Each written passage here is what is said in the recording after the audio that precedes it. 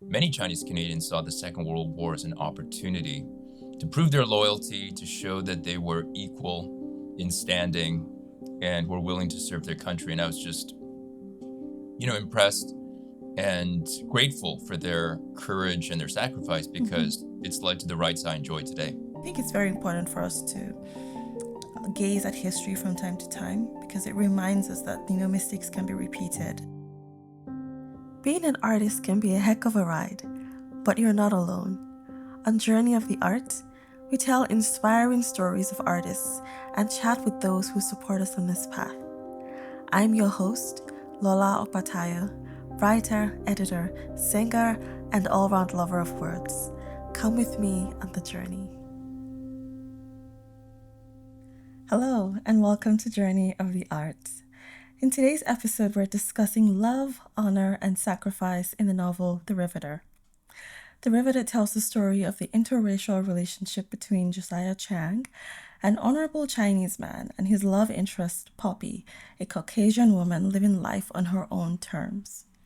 When Josiah finds out that their love will rob Poppy of her identity, he enlists in the Second World War to gain the right to love Poppy.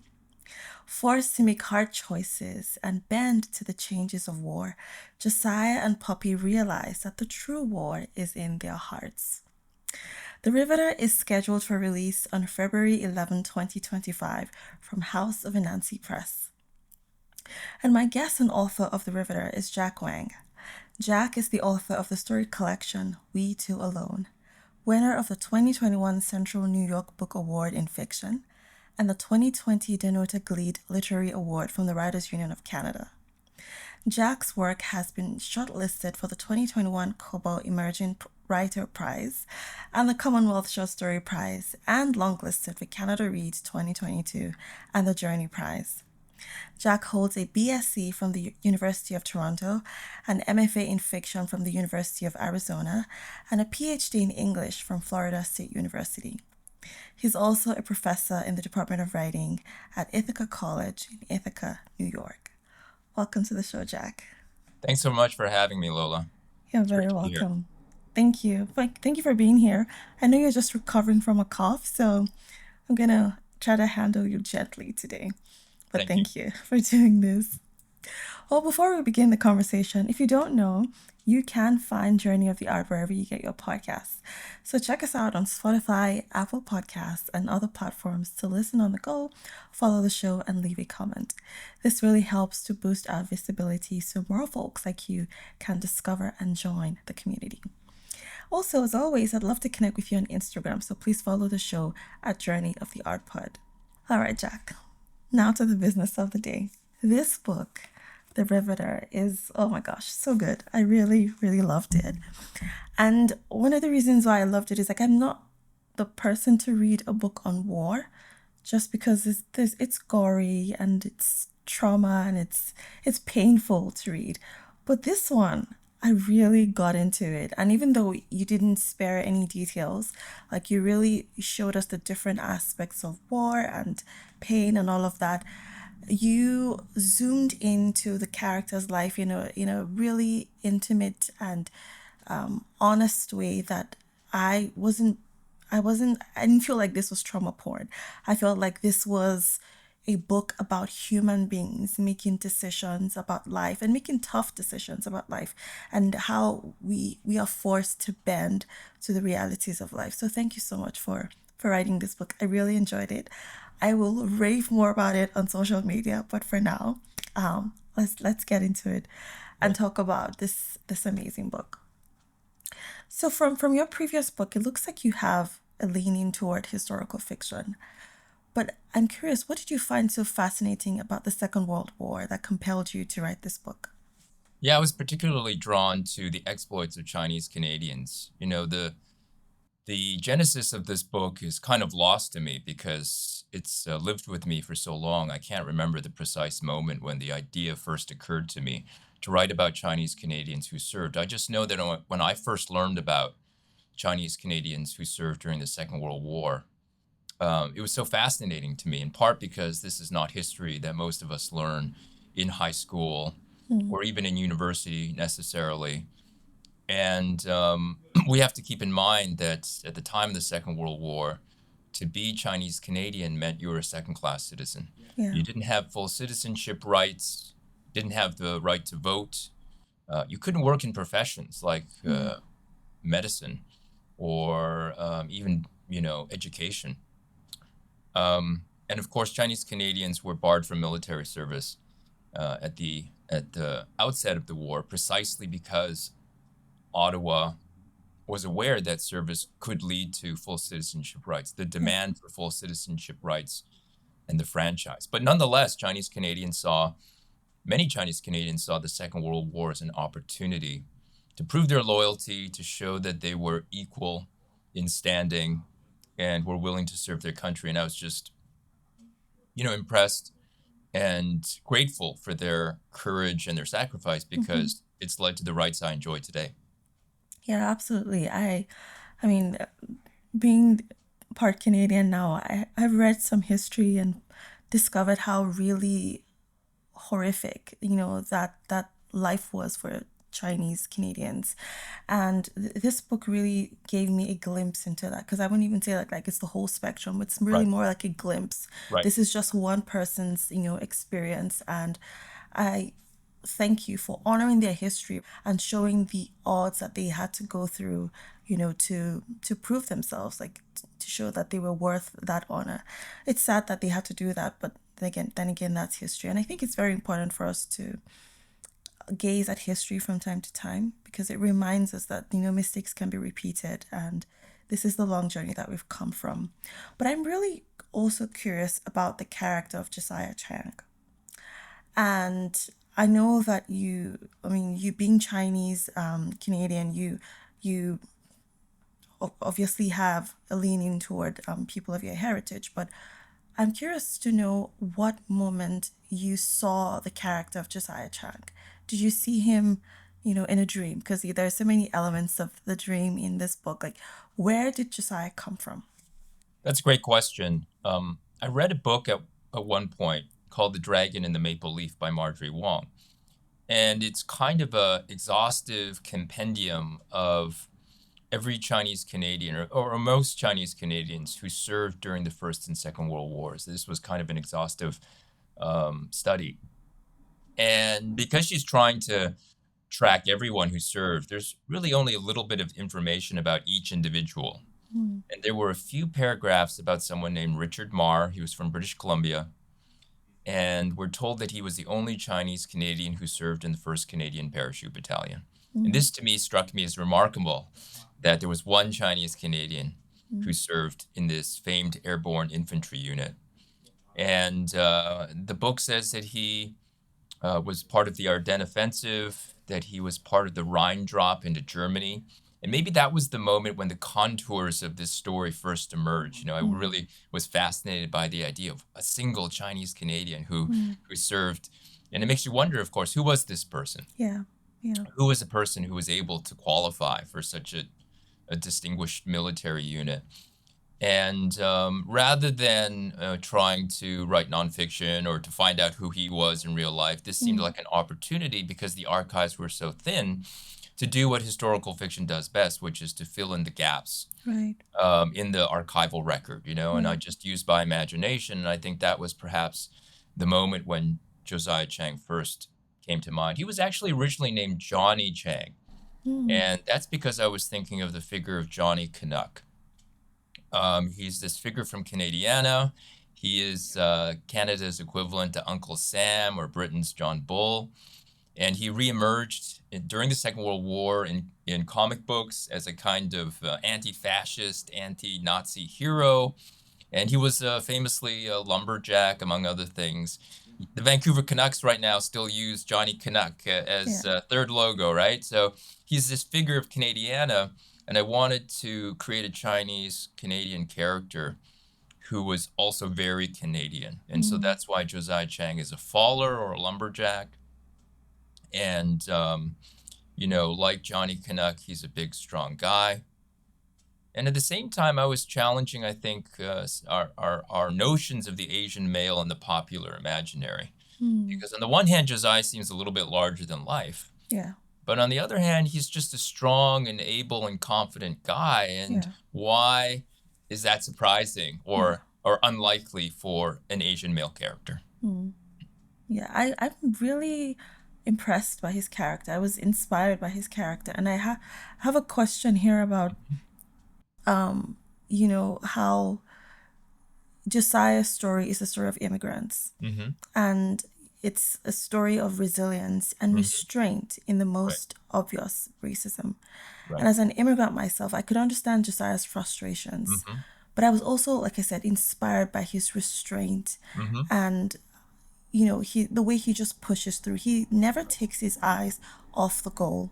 Right. And I wanted to ask you, is that something that you were conscious of? It looks like it from what you're saying, that you wanted to present this character that, Mm-hmm. surmounts all odds and, breaks all those stereotypes of what a typical Asian man should look like. Right. Right. So that is something that really stood out to me. I also wanted to ask about Poppy's character. Sure. I did some research, and there's a legend of, like, is it Rosie the Riveter. Rosie the Riveter? Yeah. And I said I was gonna ask you, was Poppy's character designed after Rosie the Riveter? Okay. So I'll take the first part of your question about Josiah. I like the fact you recognize his quiet fortitude in the Yeah, face of racism and, systemic inequality.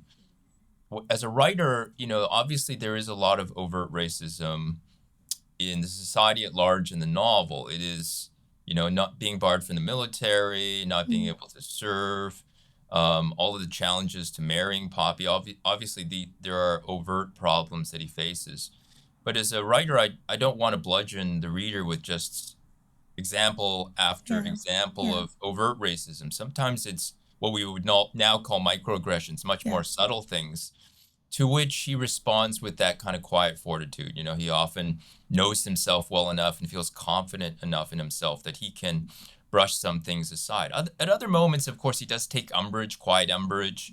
And there are a few moments, of course, where he does kind of explode into anger yeah, when things become for him they reach a breaking point. And so what's interesting to me about Josiah is he is an immigrant and he represents the immigrants, the challenges of being an immigrant. But at the same time, I think there's a point at which when you're in a country long enough, you effectively cease to be an immigrant because you are thoroughly of that country, of that yeah, place. yeah, And Josiah Chang is a person who has, his great grandfather came to Canada. He's, fourth generation, yeah, yeah, and part of the point I'm making in giving him a name like Josiah, on the one hand, Josiah is a kingly name and he is a strong and powerful guy, but he's also known as Joe. mm, Poppy calls him Joe.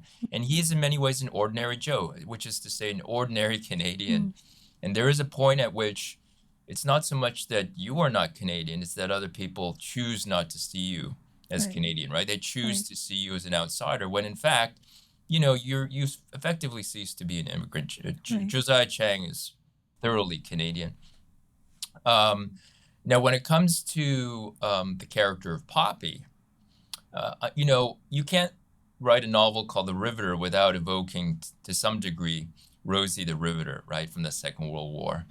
I will say that Rosie the Riveter was a riveter in an airplane factory, and many women worked in airplane factories because airplanes by nature have to be light, mhm, and the rivets and the guns that they use were relatively light. In a shipyard, and I think the novel even touches on it at one point, everything is very, very heavy, yeah, when yeah, you're building ships. And so to be a riveter, you had to be quite strong, physically strong, and Josiah Chang is that. When it comes to Poppy, I was actually, thinking of another figure um, in the popular imaginary, and that's Penelope from the Odyssey.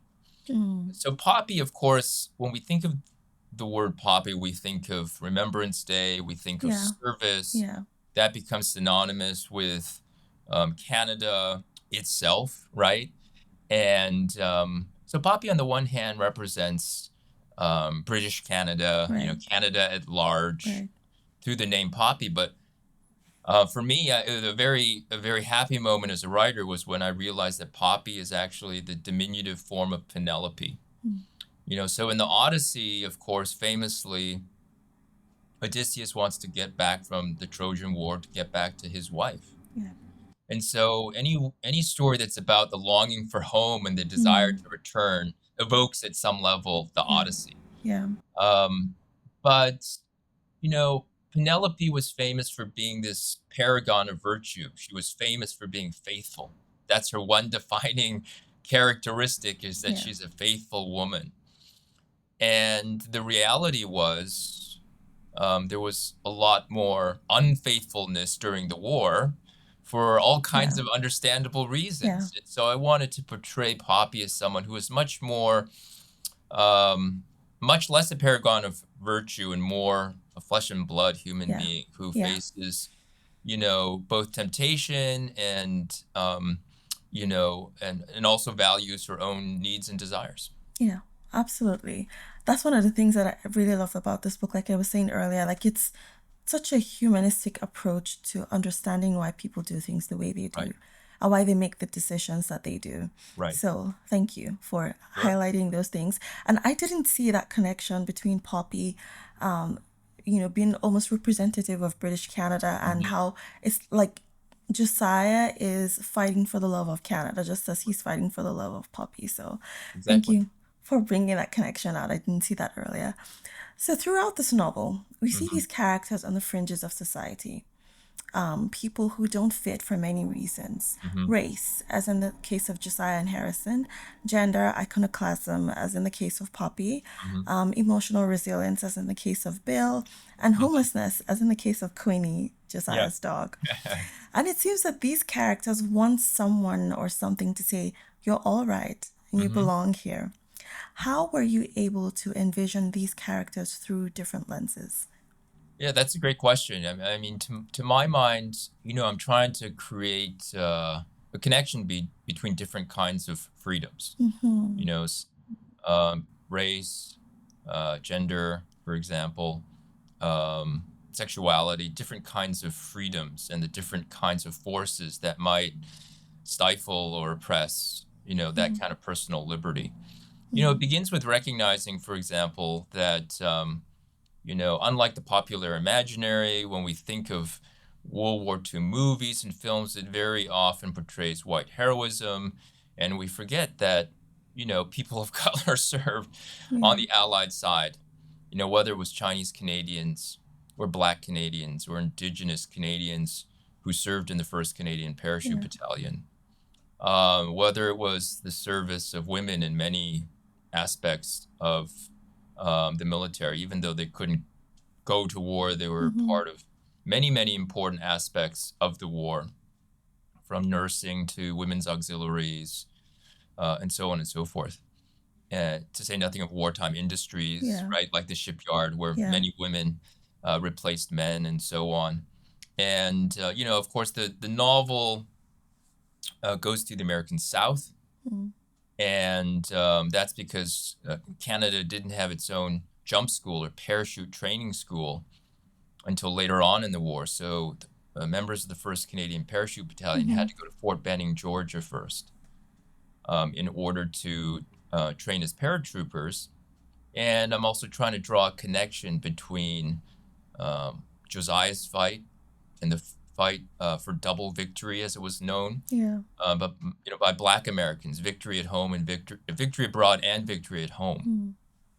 And recognizing, the novel tries to recognize that there is actually connection between, the white supremacy of the South, the American South, and what was Yeah. going on in Germany, and Yeah. also what was going on in Canada. It was a, Yeah. white supremacist society. Yeah. And that's the irony, is that Chinese Canadians were willing to serve even in the face of this. Yeah. Yeah, I really love how you showed Josiah's experience in America, right? Because in Mhm. Canada, like I guess it would have been like you were white, and that was the top of the food chain, Mhm. and then you were maybe Irish, and then all the rest of the races, Right, but there right, weren't like different classes like white, colored, black. right. And so Josiah goes to America and he's he doesn't know where he fits. Like, Right. I'm clearly not white, I'm clearly not colored, I'm clearly not black, and Right. he's viewing racism from an even different lens. So I thought that was very interesting how you portrayed that racism in the southern part of America. So great, great insights. So one thing that also stood out to me as I was reading this book, actually from the first few chapters, I was like, oh, this is a lot of research, Right. extensive research. Right. And as a writer, I found it intimidating. And I won't lie. But I'm curious, above your desire to ensure historical accuracy, Right. what would you say is the most important truth from the past that you wanted to bring to the present? Yeah, that's a really great question. Um, I don't know that there's any war novel, that's a true war novel that isn't also an anti-war novel, because you Hmm. can't portray war accurately Yeah. and not recognize it as fundamentally, an obscene thing that human Yeah. beings do, which is murder each other. Not just murder each other and kill each other, but to spend endless amounts of resources and human wherewithal and technology and so on to do this, Yeah. it's Yeah. obscene. And if you gloss over the reality of war, right, you're not speaking to that reality that war Hmm. is basically obscene. Hmm. And so that's why it's, as I appreciate that you said that, it doesn't feel like trauma porn, because it's a fine line, right? Yeah. Because you Yeah. you do have to show things truly, but you don't want to do it in a sensational way Yeah. um, that undermines the very point that you're making. But I think about the Iliad and how individual some of those deaths are. Hmm. You know, the Iliad it's like 90% fighting. Yeah. It's just Yeah. fighting and fighting. Yeah. And just to give one example, there's one point where we're told that a Trojan is speared. I think it was a Trojan through the buttocks and through his bladder. We're told that, and that's just Yeah. brings It's death. very, very, very graphic. It's graphic, but it brings death to a very individual level and reminds Hmm. us that death isn't something that happens en masse in war. It happens to each individual person, right? And Right. each person was a life like yours and mine, Right. and it can't just be glossed. And so Right. sometimes when there are those individual deaths in the novel, it's meant to remind us, like, this was a human being, right, Yes. whose life was being snuffed out. It's Yes. not just this kind of blanket sense of mass death, but Yes. every individual dies alone, right? Yes. Absolutely. Like, I noticed that with every person who dies in the book, there's almost like a moment, of pause Mm-hmm. in the writing that shows you, how their face looks, or Mm-hmm. what moment. I mean, I think the most painful one would be one of the soldiers who goes swimming and just never, like, he just never appears. And Right. you wonder what he couldn't have escaped. Like, did he get pulled down by mermaids? Like, you just Mm-hmm. wonder, Right. what the end of his life would have been, having come so far. So Right. Right. there's a respect that I think that you put, that you give to every character that gets killed in the book. And so, just going back to that research, Mm-hmm. I'm wondering how much of the research you had, like, if you could put a number to it, like, if you had 100% of, this is how much I need to write this book, how Yeah. much of it did you use? Did you use like 95%, 80%? Well, I did a lot of research for this novel, and I actually originally the novel was called The Riveters, plural, and Hmm. I had imagined many characters and sort of branching storylines to different theaters of war, not just Europe but the Pacific. And I imagined a novel that would cover everything. At which point I realized this was going to be way too long Yeah. and way too complicated.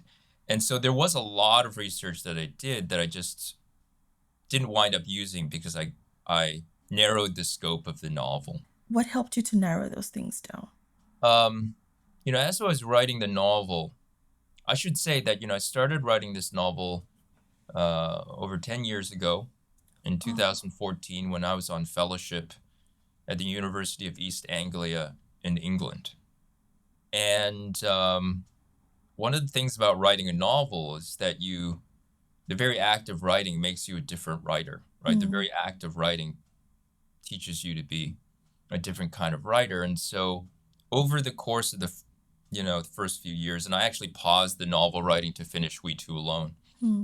I'd grown as a writer over those years, because it took me a while. And so halfway through writing the novel, I just realized that what I had written before wasn't good enough for me, And part of it was needing to find a character whose consciousness I felt could sustain a novel with the kind of moral seriousness I was hoping for. Right. And the character I'd created before, he was younger, and his consciousness was, to my mind, too boyish, and didn't have, the language or the consciousness that by that point I was more interested in. So I think that was and contributed a lot to that decision to just focus on Josiah Chang. But to the question of research, it is challenging to write a novel where virtually every page, if not every paragraph, you need knowledge you don't have in order to make it real. There are very few sections or chapters where I could somehow just rely on my own imagination without some context, some research, some information. Okay. And but the flip side of that is you can have too much information, and you're just constantly trying to inject information into the novel. And the task of the fiction writer is to focus on drama. And so I frequently quote the well-known historical novelist Hilary Mantel, who says the task of historical fiction is to take the past out of the archive and relocate it in a body. So you're constantly just trying to see all of that research through the eyes of your character. You're getting away from the bird's eye view of history to eye level. And I think that's the challenge when you're using a lot of research. Right. I find that very instructive. And again, some of these questions I'm asking is because I'm a writer. Yeah. And I'm sure there are other people who are writers who are like, okay, I want to know that. But that's very important, and that's very insightful, is what I should say. And I find it very interesting that it took you 10 years to write the book. So you grew as a writer. The idea matured in your mind. And I dare say that the fact that you had that much time also translated into the characters that you built. Because one of the things that I love, absolutely love about this book is the way the characters evolve. This isn't a book that just like drama. The drama is actually changing things, right? And at the start of the novel, we see Josiah as this strapping young man of principle, unbending, and somewhat critical of people who can't conform to his moral standards or his moral code. Right. But in the end, we see how he loses some of his moral uprightness. Like he starts to smoke, and he does a bunch of other things. And then he learns compassion for others. Right. Poppy, on the other hand, is this woman who at the beginning wants life on her own terms, but she's also forced to bend to the winds of reality and become somewhat encumbered by commitment. Right. And there are other characters too who start out being one way Right. and then becoming something else in the end. Right. And there are those who do not change, like Sid Antoine. I Yeah. hope I'm saying his name correctly. Yeah. How easy was it for you to create this situation where some characters change and some don't? Do you just follow the story, like that evolving that you just talked about earlier, or were there some parameters that you use to determine who gets to change and who doesn't? Yeah, I don't think that I set out at the beginning and plotted out the arcs of every character. I don't think that's something that I did. I work more organically, and because a novel is rooted in conflict, you just keep thinking about what is going to be the challenge, the emotional challenge for each character as the novel progresses. And so you just keep trying to challenge your characters as the novel continues. And I think you're right that I love the way you described the way Josiah and Poppy evolve. because there's simply no way, and they are the main characters. They are, the binary suns around which the novel, revolves, and there's no way that war and long separation can leave two people unchanged, I think, right? Right. Yeah. And so, you're right that there are some people who are relatively unmarred by their war experiences, but then there are other people, for example, like Walker, who becomes more and more jaded Yeah. and more vengeful Yeah. as the war progresses. Yeah. But then there are other people who are more able to maintain their bearings. Mm. And I think, that's, to my mind, the gamut of human experience in war, right? Some people Yeah. can, for whatever reason, maintain their bearings more or Yeah. less, and then other people who are radically transformed. Mm. I mean, I think when I was thinking about Josiah's character, I think that all the troubles he's been through in life, primed him for that experience of war, because he has like a subconscious bounce back. He's constantly throughout his life dealt with the fact that he does not have a mom. He's lived in very minimalist conditions, doesn't seem to have a career or any sort of prosperous life waiting ahead for him, and Right. he's constantly like just battling all these things.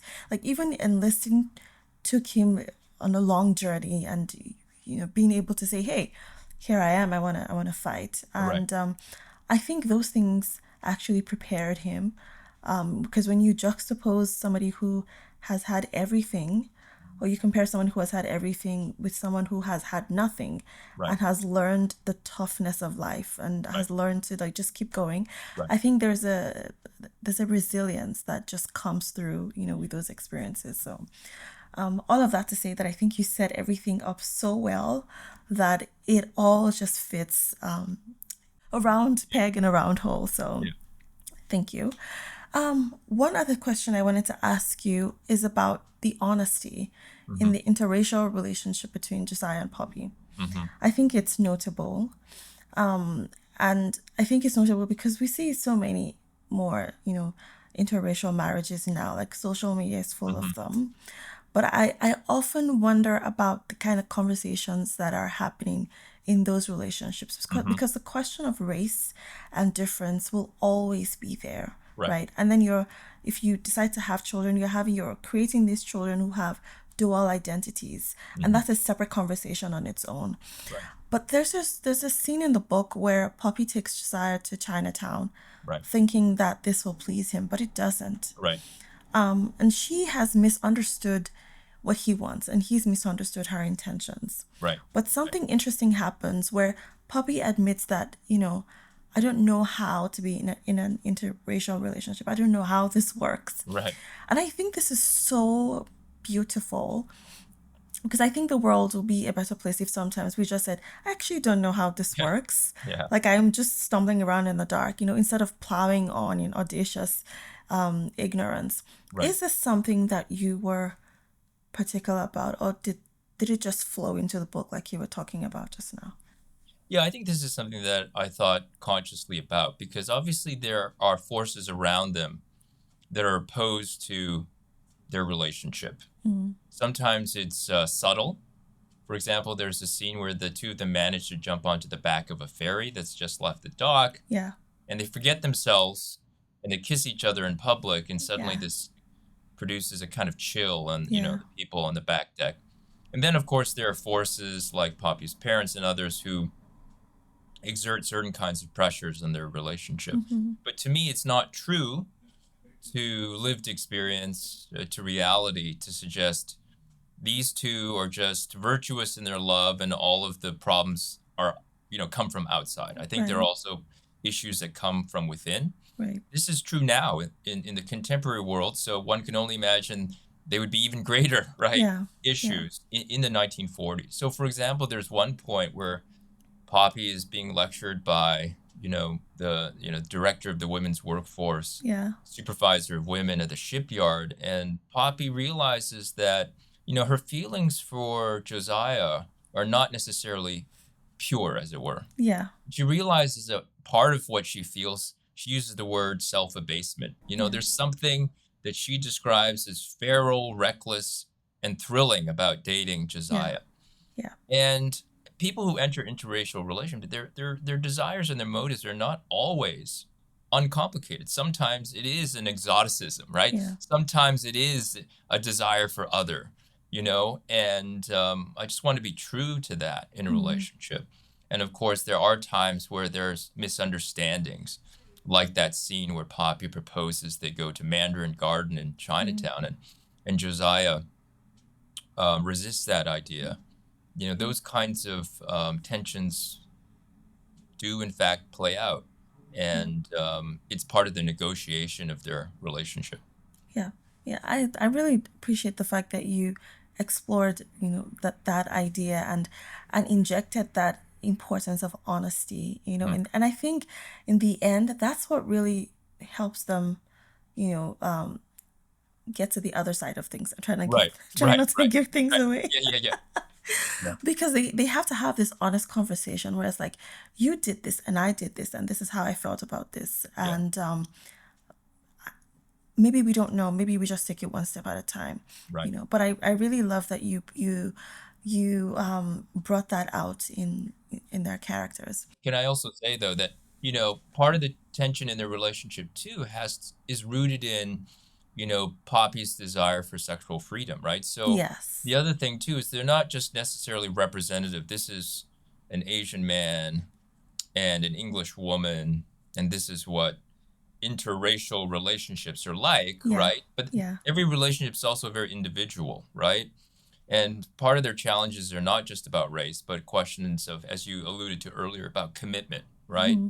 And it goes to the idea of Penelope again, Yeah. is the only model of virtue for women Yeah. to just be faithful to sit around waiting for a man, or Yeah. will she honor her own needs and desires? And so that is also a complication in their relationship. It is also metaphoric in the sense that, you know, to reconcile with the nation state, people have to come to terms with betrayal, and that's part of the literal and metaphoric challenge for Josiah Yeah. is they have to negotiate this sense of, being betrayed by their Yeah. country in different ways. And so all of that is also part of their relationship, and I try to make it as individual to them as possible. Yeah, yeah, and I love what you just said about betrayal, Hmm. and throughout this book, there are paradoxes, right? There's life and death. Yeah. There's honor and dishonor, or honor and betrayal, Right. and that is so well seen, in the Brotherhood of the Soldiers. Like, Hmm. Hmm. I'm gonna say his name wrong, but it starts with an H. Heikkinen.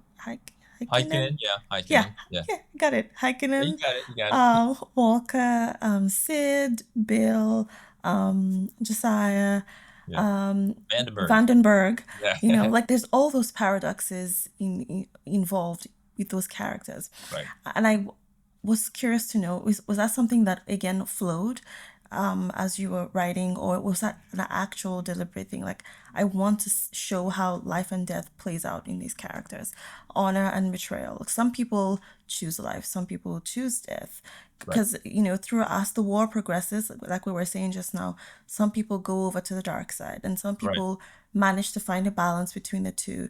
Some people are able to stay true to the values of honor and trust and commitment and all those things. And some people veer off to the other side of Right. dishonor and betrayal and all those things.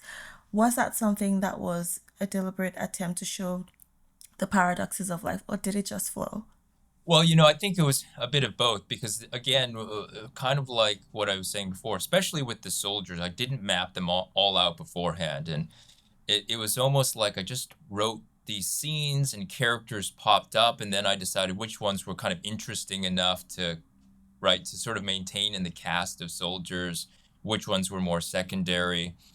And then I began to think about each character's evolution as I went Mm, along and tried not to, create a group of soldiers that were, of course, static for yeah, 350 pages. yeah, And it was kind of a very organic kind of process. yeah, And I have heard that people feel like there is a sense of camaraderie, and I will say the 1st Canadian Parachute Battalion, there was a lot of camaraderie.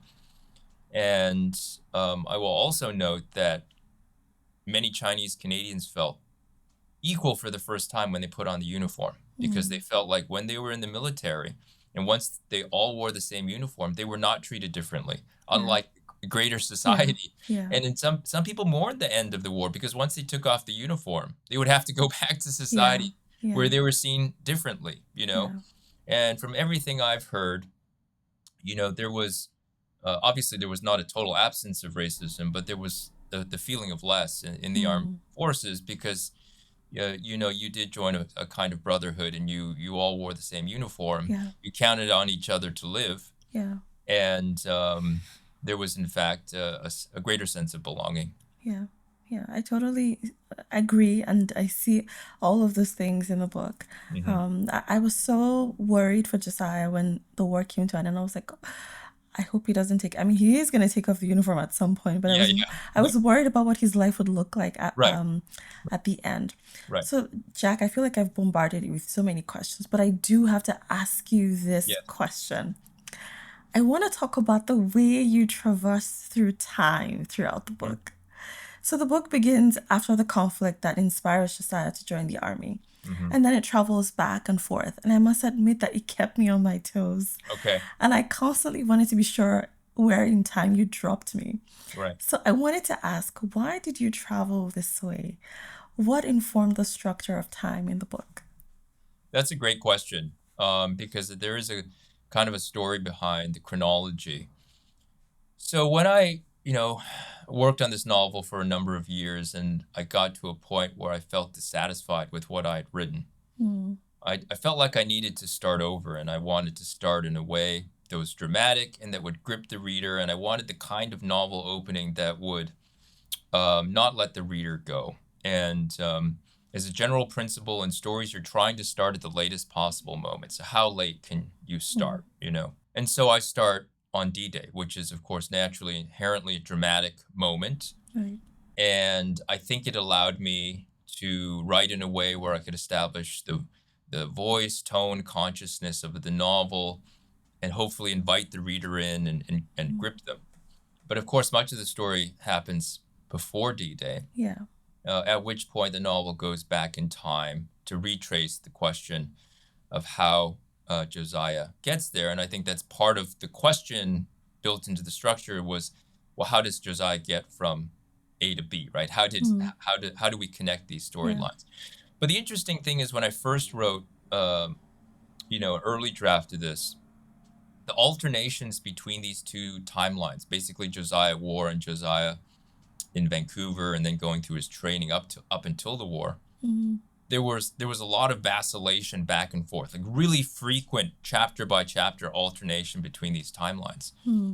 And my editors felt like maybe this was a bit confusing, the frequent alternations. And so I rewrote the novel with fewer alternations between these two storylines. And there were still some things that were a little bit clunky. Sometimes you had a character, who, for example, Vandenberg, there was a character, he was sort of presented out of sequence. So it was a little bit unclear, or less impactful because you learn things about him after the fact because of the alternating chronology and so on. So basically, this final version is actually the simplest chronology. It is almost chronological, except that the Normandy campaign is moved forward. Yeah. So I like this structure that we settled on because it's not simply chronological. Yeah. It does pose narrative questions because of the structure, but you don't really learn information too out of order. And I think it gives readers, a comprehensible sense of the timelines. Yeah, I totally agree with that. I think, I mean, I must admit, at the beginning, I was like, okay, where am I? Hmm. But once I realized that what you were essentially doing was stitching different times to create this giant meaning, Right. I was in for the ride. I was like, okay, he's gonna take me somewhere else, but I'm prepared. I Yeah. know that it's gonna give me a piece of something that I need to understand the present, Right. thing that I'm reading. So thank you. Thank you so much for this book. I'm gonna lift it up one more time that I received from House of Nancy. Thank you, Jack, for coming on the show. I had a marvelous time talking about this book. I'm just so excited about the book. Thank you. Thank you It's so been much. such a pleasure, Lola. Thanks so much for having me. You're very welcome. Really appreciate it. On the next episode, I'll be chatting with another inspiring artist. But before then, I'd love to hear from you. Tell me what you think about this show and this episode. Feel free to drop me a note here or send me a DM on Instagram at Journey of the Art Pod. Finally, please subscribe if you're watching this on YouTube, or follow and rate the show if you're listening elsewhere. Help me connect with other artists who need a dose of inspiration today. Until next time, stay on the journey of your art.